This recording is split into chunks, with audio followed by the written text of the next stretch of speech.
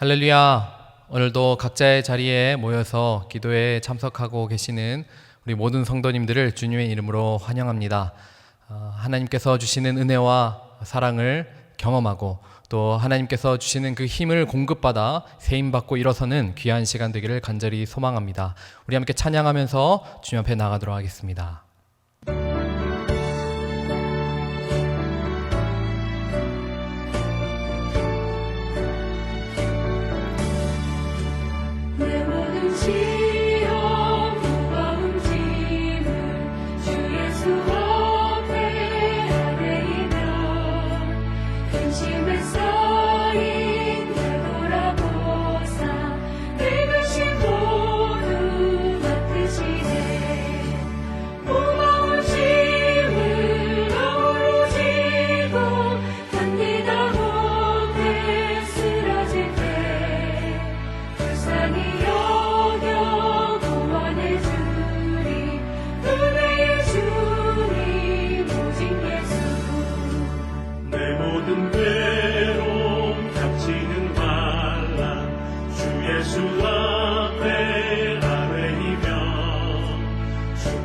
친히 날 구해주사 넓으신 사랑 베푸시네.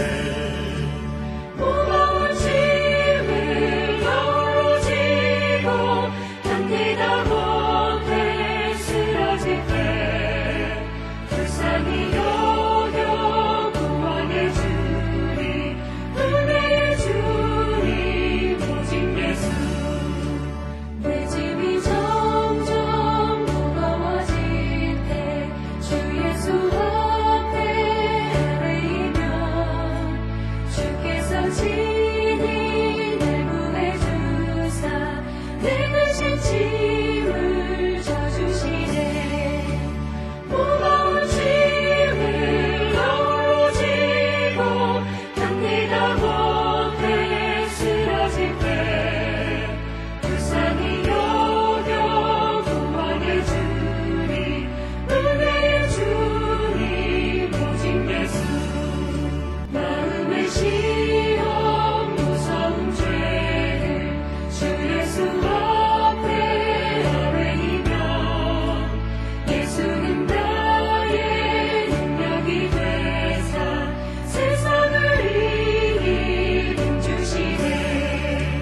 무거운 짐을 나홀로 지고 견디다 못해 쓰러질 때 불쌍히 여겨 구원해 주리 은혜의 주님 오직 예수. 오늘 우리에게 주신 하나님의 말씀은 베드로전서 1장 13절부터 16절까지 말씀입니다. 제가 봉독하겠습니다. 그러므로 너희 마음의 허리를 동이고 근신하여 예수 그리스도께서 나타나실 때에 너희에게 가져다 주실 은혜를 온전히 바랄지어다. 너희가 순종하는 자식처럼 전에 알지 못할 때에 따르던 너희 사역을 본받지 말고 오직 너희를 부르신 거룩한 이처럼 너희도 모든 행실에 거룩한 자가 되라. 기록되었으되 내가 거룩하니 너희도 거룩할지어다 하셨느니라. 아멘. 베드로전서는 여러 가지 어려움과 고난 가운데 있는 성도들을 격려하기 위한 목적으로 기록된 격려의 서신입니다. 구조상으로 오늘 읽은 9절부터는 이 베드로전서의 본론에 해당하는데요. 앞절 12절까지의 내용은 서론으로서 인사하면서 격려하고 위로하는 그런 말씀이었습니다. 서론에서 어떻게 이 고난 가운데 있는 성도들을 위로하고 격려했습니까? 1, 2절에 보면 흩어진 모든 나그네들에게 은혜와 평강이 더욱 많기를 바란다 이렇게 인사하면서 축복합니다. 3절에는 여러분들에게는 그냥 소망이 아니라 살아있는 산 소망이 있고 썩지 않고 쇠하지 않는 유업이 준비되어 있고 그것은 하늘에 잘 간직되어 있다 그렇게 확신을 또 심어주고 있습니다. 5절에 보면 여러분들은 하나님의 능력으로 보호하심을 받고 있다 그러면서 격려하고 6절에는 근심할 일이 지금 일어나고 있겠지만 그것은 잠깐일 것이다 그렇게 위로합니다. 오히려 그 잠깐의 고난보다 훨씬 더 크고 영원한 기쁨, 하나님으로부터 오는 그 기쁨이 여러분들에게 충만하다는 것을 확언합니다. 그 믿음이 확실하여서 주님께서 칭찬하실 것이고, 그리고 그 멋진 아름다운 믿음, 예수 그리스도를 보지 못하였는데도 사랑하고 신뢰하는 그 아름다운 믿음으로 인해 확실한 구원을 이루게 될 것이다. 이렇게 믿음의 찬말로 격려하고 위로하고 있습니다. 이렇게 고난 가운데서도 흔들리지 않는 사랑하는 그 형제 자매들의 믿음과 인내를 격려하고 위로하고 힘을 북돋아 주고 있는 것을 볼 수 있습니다. 그리고 오늘 읽은 본문부터는 그러므로 이렇게 시작하면서 서론의 앞에 내용을 함께 요약하면서 이제 본론으로 들어가고 있습니다. 이제 좀 톤을 바꾸죠. 따뜻하고 부드러운 어조로 쭉 이야기하다가 이제는 조금 힘을 주어서 어려움 가운데 있는 성도들을 더 깊은 믿음과 더 굳건한 믿음으로 다지도록 하는 그 권면의 말을 시작하고 있습니다. 우리 13절을 한 번 더 읽겠습니다. 그러므로 너희 마음의 허리를 동이고 근신하여 예수 그리스도께서 나타나실 때에 너에게 가져다 주실 은혜를 온전히 바랄지어다. 아멘. 허리를 동이다는 이 표현은 요즘 잘 쓰이지 않는 표현입니다. 이 성경이 기록될 당시에 입었던 옷이 허리끈이 필요한 옷이었기 때문에 이 허리를 동이다는 의미는 무언가를 하기 위하여서 이제 준비 태세를 취한다는 의미가 있습니다. 그래서 성경 곳곳에 보면 허리를 동이다, 뭐 허리띠를 매다, 진리의 허리띠 이런 표현들이 나오죠. 그래서 마음의 허리를 동이다는 말의 의미는 마음을 단단히 먹는다는 의미입니다. 긴장을 늦추지 않고 경계태세를 갖춘다는 의미입니다. 팔을 걷어붙이고 이제 뭔가를 다시 준비하고 시작하라는 의미입니다. 마음의 허리를 동인 다음에 근신하여라고 말합니다. 근신하다는 말이 흔히 어떤 잘못에 대해서 반성하고 조심하는 어떤 처벌 중에 하나라고 흔히 알고 있어서 조금 오해할 수는 있지만 뭔가 잘못했기 때문에 근신하라는 의미가 아니라 이 원어적인 의미는 조심하고 정신을 차린다는 영적 이 자세를 당부하는 말입니다. 그래서 마음의 허리를 동이고 근신하여 이 구절을 원어적으로 현대에 맞게 잘 설명을 한다면 마음을 단단히 먹고 정신을 바짝 차려서라는 의미가 됩니다. 사실 고난 가운데 또 핍박 가운데 하루하루를 버티기가 힘든 상황 가운데 있던 이 그리스도인들에게 마음을 단단히 먹고 정신을 바짝 차리라고 하고 있습니다. 그 어느 때보다도 위로가 필요하고 격려가 필요한 상황인데다가 또 신앙생활을 못하고 있는 것도 아니고 잘하고 있고 열심히 하고 있는 사람들에게 오히려 정신을 바짝 차리라고 하고 있는 이유가 무엇입니까? 권투 경기나 여러 격투기 경기를 보다 보면 좋은 흐름으로 경기를 이기고 있던 선수가 패배하게 되는 이유 중에 하나로 방심했기 때문인 것을 보게 됩니다. 잘 이기고 있다가 방심하는 순간에 큰 어퍼컷을 한 대 얻어맞고 한순간에 KO 당하면서 역전패를 당하는 경기를 보게 될 때가 있습니다. 이쯤 하면 되겠지. 이 정도면 내가 충분히 승산이 있다고 그렇게 방심하는 순간에 들어오는 공격은 거의 무방비 상태이기 때문에 평소보다 훨씬 더 강력한 데미지를 입게 됩니다. 영적인 세계도 마찬가지입니다. 잘하는 것 같아 보였다가 순식간에 몰락하고 실패하는 신앙인들을 많이 보게 됩니다. 방심한 것입니다. 이 서신을 받는 그리스도인들은 너무나 큰 어려움 가운데 있었지만 계속해서 위로만 하고 격려만 해주고 싶었지만 그것만 해서는 안 된다는 것을 이 베드로가 알았습니다. 위로가 필요한 성도들에게 위로해야 하고 격려해야 하고 그 눈물을 닦아주고 등을 토닥여주고 그 힘듦을 알아주고 용납해 주어야 하는 건 맞지만 그러나 중요한 것은 그러고 있는 와중에도 사탄은 우리를 완전히 넘어뜨리게 하려고 여전히 온갖 계략을 쓰고 있다는 그 분명한 사실입니다. 어떠한 상황이든 관계없이 우리의 믿음을 아예 송두리째 뽑아버리려고 하는 그 사탄의 모든 공격을 인지하고 정신을 차리고 마음의 허리를 동이고 굳게 서야 하는 것입니다. 앞서 아주 어려운 상황에 믿음을 잘 지키고 있던 이 그리스도인들을 향하여 너무 잘하고 있다고 격려하였습니다. 그러나 방심하지 말라 힘을 주어 당부하고 있는 것입니다. 이것은 우리에게도 동일하게 적용해야 합니다. 혹시 모든 것이 다 잘 되고 있습니까? 코로나 사태 중이어도 내 직장은, 내 가정은, 내 믿음은 전혀 흔들리지 않았습니까? 하는 것마다 주께서 은혜를 주셔서 다 잘 되어 갑니까? 평안이 있으십니까? 너무 감사한 일입니다. 함께 하신 주님께 찬양을 올려드립니다. 그러나 방심하시면 안 됩니다. 마음을 가다듬고 정신을 바짝 차리셔야 합니다. 마음의 허리를 동이고 근신해야 합니다.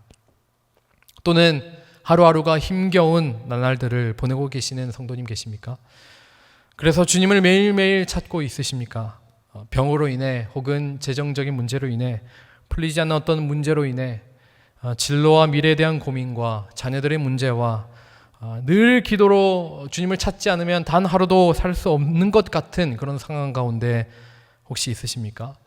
그럴지라도 다시 마음을 가다듬고 정신을 바짝 차려야 합니다. 사탄이 나의 이 혼란스럽고 어려운 상황을 틈타 어디로 나를 공격하고 넘어뜨리려 하는지를 분별해야 합니다. 그러한 분별력을 주시도록 또 기도해야 합니다. 예수님은 기적을 행하고 난 뒤를 항상 조심하셨습니다. 사람들이 다 몰려와서 예수님을 찾고 구할 때 오히려 다른 마을로 가시곤 했습니다. 사람들이 다 주님을 찾을 때 산에 올라가서 하나님을 더 구했습니다.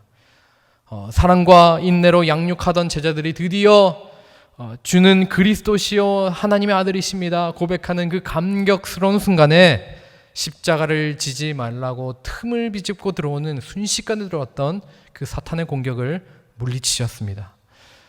우리는 끊임없이 자기 점검을 해야 합니다. 스스로를 하나님 앞에 돌이켜 봐야 합니다. 돌아볼 것이 없다고 생각되는 그때 가장 근신하는 자세로 주님 앞에 가야 할 때인 것입니다. 그런 자세를 가지고 이제 무엇을 해야 합니까? 13절 하반절에 말씀하듯이 은혜를 온전히 바라는 것입니다. 예수 그리스도께서 나타나실 때에 우리에게 가져다 두실 그 은혜만을 온전히 집요하게 바라는 것입니다. 원어로 보면 이 온전히로 번역된 단어가 끝까지라고 번역되기도 합니다. 주님이 주실 은혜를 끝까지 바랄지어다. 끝까지라는 이 단어가 주는 의미는 그 은혜만을 바란다는 의미입니다. 다른 은혜 말고 오직 주님이 주시는 그 은혜가 나에게 임할 때까지, 그 은혜를 주시지 않으면 주실 때까지 끝까지 그 주님의 은혜만을 바라는 것입니다. 초점을 분명하게 하면 힘이 생기게 됩니다.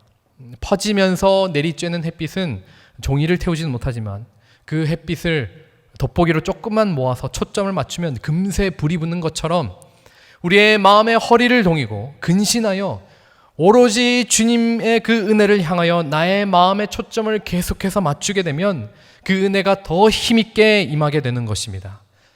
이것도 하고 저것도 하다가 그냥 설렁설렁 어쩌다가 받는 은혜도 은혜이지만 그것은 잔잔하게 따스하게 때론 나도 모르는 사이에 내리는 햇빛과 같은 은혜라면 마음의 허리를 동이고 근신하여 온전히 끝까지 주님께서 가져다 주실 은혜만을 목 빠지게 기다리고 있는 자들이 받는 은혜는 마치 돋보기로 종이를 뚫는 것처럼 막힌 담을 뚫고 문제를 뚫고 넘지 못했던 산을 넘는 그런 은혜의 능력이 되는 것입니다.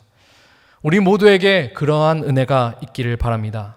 주님이 가져다 주실 은혜만을 온전히 끝까지 구하여서 나의 마음의 허리를 동이고 다시 점검하고 돌아보고 정신을 바짝 차리고 그 주님만을 온전히 뚫어지게 바라보고 구하여서 내 문제와 상황과 어려움과 연약함을 다 뚫어버리는 주님의 은혜가 우리에게 임하는 것을 경험하게 되기를 주님의 이름으로 축원합니다.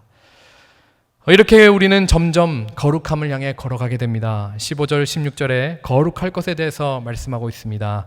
오직 너희를 부르신 거룩한 이처럼 너희도 모든 행실에 거룩한 자가 되라. 기록되었으되 내가 거룩하니 너희도 거룩할지어다 하셨느니라. 아멘. 거룩은 다른 것이 아닙니다. 하나님을 닮는 것입니다. 오로지 주님을 바라보는 자가 거룩하신 그 주님을 닮아가는 것입니다.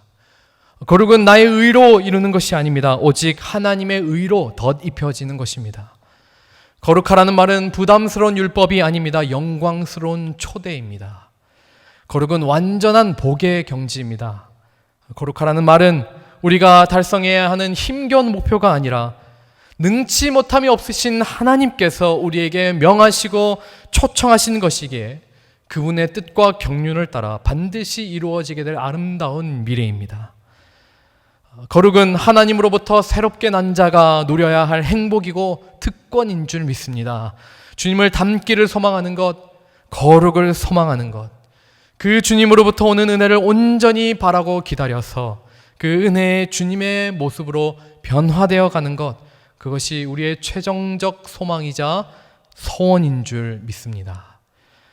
우리가 어떤 상태이든지 어떤 상황이든지 다 내려놓고 다시 우리의 마음의 허리를 동이고 근신하여서 주님 주실 은혜를 온전히 바라보게 되기를 간절히 소망합니다. 전에 알지 못할 때에 따르던 욕심을 따라 살지 않고 우리의 행실을 돌아보며 그 은혜를 끝까지 기다리고 구하여서 그 은혜를 통해 주님을 더 닮아가는 은혜가 우리 모두에게 있게 되기를 바랍니다. 그래서 이 땅에서 사는 동안 나를 통해 은혜의 주님의 그 모습이 나타나는 거룩의 그 축복이 우리 모두에게 있기를 주님의 이름으로 축원합니다. 기도하겠습니다. 거룩하신 하나님 아버지, 당신을 바라볼 수조차 없는 우리를 부르셔서 당신의 자녀 삼아 주셔서 오늘도 이렇게 주님을 바라보고 그 은혜를 구하고 그 하나님과 동행하며 그 하나님과 함께 거하게 하심을 감사드립니다. 오늘 다시 나의 마음의 허리를 동이고 근신하여서 마음을 가다듬고 정신을 차려서 나 자신을 점검하고 돌이켜보아서 오로지 주님께서 주실 은혜를 온전히 끝까지 바라보기 원하오니 주여 우리에게 은혜를 주시옵소서. 문제와 막힌 담을 다 뚫어버리는 은혜를 주시옵소서. 내 기질과 연약함마저도 다 넘어서는 은혜를 허락하여 주옵소서. 그래서 주님을 하루하루 더 닮아가는, 날마다 성화되어져가는 우리 모두가 되게 하여 주옵소서. 예수 그리스도의 이름으로 기도드립니다. 아멘. 이제 우리 함께 합심하여 한 가지 제목을 위해서 기도하기 원합니다. 먼저 바이러스 확산이 멈추기를 위해서 함께 기도하기 원합니다. 우리나라는 이제 많은 것이 조용해지고 있지만, 물론 이태원으로 인해서 조금씩 확산이 있지만 문제는 전 세계에 퍼지고 있는 이 바이러스의 문제입니다. 우리 시간에 우리나라뿐만 아니라 전 세계에 퍼지는 이 확산의 현상을 바라보면서 하나님의 긍휼을 구하면서, 하나님 이 나라 온 세계에 긍휼히 여겨주시고 하나님 이것이 속히 멈춰주도록 역사하여 달라고 시간에 한마음으로 함께 기도하기 원합니다. 살아계신 아버지 하나님, 우리의 모든 상황을 주님께서 잘 아시는 줄 믿습니다. 하나님 우리 나라를 긍휼히 여겨주셔서 이제 확산이 어느 정도 멈추게 하시니 감사드립니다. 하나님, 그러나 전 세계에 퍼지고 있는 하나님 이 확산의 물결, 하나님 속히 멈추어지게 하여 주시옵소서. 하나님 저 3세계 국가에 퍼지고 있는 이 바이러스의 확산이 멈추게 하여 주옵소서. 하나님 저 서양 국가들 가운데 퍼지고 있는, 유럽과 미국 가운데 퍼지고 있는 주님이 바이러스의 확산이 속히 멈추게 하여 주옵소서. 죽어가고 있는 수많은 영혼들이 있습니다. 하나님 신음하고 있는 수많은 영혼들이 있습니다. 하나님 이들을 불쌍히 여겨주시고 긍휼히 여겨주시고, 하나님 이들을 통하여, 하나님 이들의 병났음을 통하여 하나님의 놀라운 역사가 일어날 수 있도록 주여 도와주시옵소서. 하나님 우리의 모든 죄악을 용서하여 주시고, 하나님 우리가 주 앞에 먼저 회개하며 엎드리기 원하오니, 하나님 그렇게 우리가 주 앞에 온 교회가, 온 세계의 그리스도인들이, 교인들이 함께 주 앞에 무릎 꿇고 나아갈 때에 하나님 우리의 기도를 응답하여 주셔서 주님 이 세계 가운데 퍼지는 이 전염병의 재앙을 주님 속히 멈추어 주시옵소서. 아버지 하나님 인도하여 주시옵소서. 이제 선교사님들을 위해서 함께 기도하기 원합니다. 각 나라에 계시는 우리 선교사님들이 굉장히 어려운 가운데 있는 것을 보게 됩니다. 우리 선교사님들 이 코로나 사태 가운데서도 복음의 그 능력을 잃지 않고 이 기회에 또 믿음으로 이겨내 나가도록, 승리해 나가도록 우리 선교사님들을 위해서 기도해 주시고, 우리 선교사님들의 가정의 건강을 위해서 기도해 주시고, 우리 또 선교사님들이 만나는 모든 영혼들 가운데 이 기회를 통하여 복음이 흘러가는 놀라운 역사가 일어날 수 있게 해달라고 우리 이 시간에 선교사님들을 위해서 합심하여 기도하며 기도하겠습니다. 주여, 주님 우리 선교사님들 한 명 한 명 주 앞에 맡겨드립니다. 하나님, 하나님의 능력을 더하여 주시옵소서. 우리 선교사님들 한 명 한 명을 주님 붙들어 주시옵소서. 하나님 우리 선교사님들의 건강을 지켜주십시오. 하나님 우리 선교사님들의 주님 거하고 있는 지역과 또 환경 가운데에 하나님 역사하여 주옵소서. 하나님 바이러스들이 퍼지지 않도록 주님 또 그 외의 모든 건강 위협으로부터 주님 보호하여 주시옵소서. 하나님 우리 선교사님들이 주님 이럴 때일수록 더 하나님을 붙들고 영적으로 더 민감하여져서 하나님을 바라보고 나아가는 우리 선교사님들 되기를 원하오니 하나님 인도하여 주시옵소서. 하나님 우리 선교사님들의 가정을 주 앞에 맡겨드립니다. 하나님 능력을 더하여 주시옵소서. 주님 또 이 우리나라에 있는 또 치료를 받고 있는 우리 선교사님들의 사모님들과 또 선교사님들의 어머니와 아버지 육신의 아버지들 주님 붙잡아 주셔서 하나님 그들이 건강하게 주님이 믿음 가운데 성장하며 또 승리할 수 있도록 주님 인도하여 주시옵소서. 아버지 하나님 우리 선교사님들이 헌신하고 나아가는 이 길 가운데 하나님의 놀라운 도우심과 하나님의 놀라운 은혜가 넘쳐나기를 간절히 소원합니다. 함께하여 주옵소서. 은혜 더하여 주옵소서. 승리하도록 날마다 주님 새 힘을 더하여 주시옵소서. 아버지 하나님 감사합니다. 이제 우리 각자의 기도 제목을 가지고 또 말씀을 기억하며 함께 개인적으로 기도하며 나아가도록 하겠습니다.